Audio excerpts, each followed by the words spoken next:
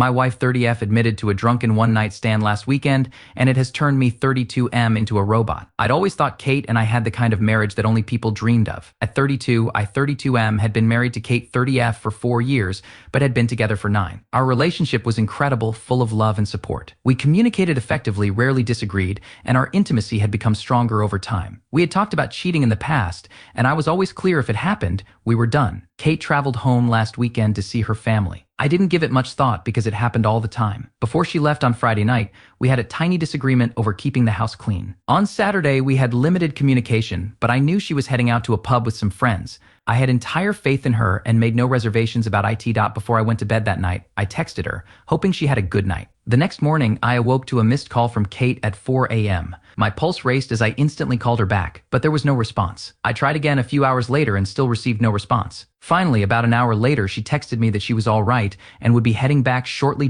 Kate returned home late in the afternoon, looking like a shadow of herself. She had plainly been crying. Her makeup was removed rare for her, and she appeared very devastated. I sensed right away that something was very wrong. She refused to let me hold her and barely spoke. I gently put her down on the couch and prepared her some tea, attempting to soothe her. As I handed her the cup, she fell into uncontrollable tears and sobbed for what seemed like an age. My heart wrenched watching her like that, and I tried to console her. Finally, in weak phrases and loud sobs, she admitted to me that she had slept with someone the night before after the bar. Something inside me snapped at that very instant. I can't explain it any other way. I felt numbness sweep through me as I rose up, grabbed my car keys, and drove away without saying anything. I found myself in a local park, wandering aimlessly for about an hour.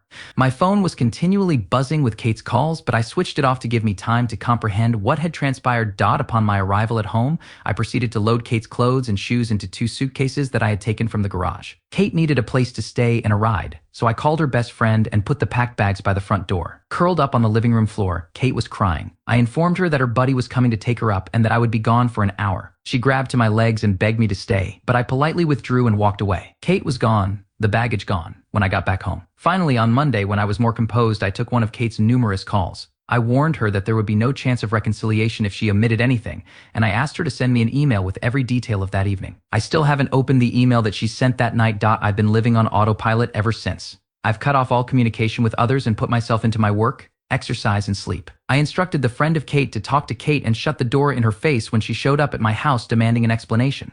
I've blocked Kate and all of her friends on everything, transferred money into different accounts, and begun communicating with divorce attorneys. I feel numb, not furious or unhappy. I feel as though I've turned into a lifeless robot that only goes through the motions.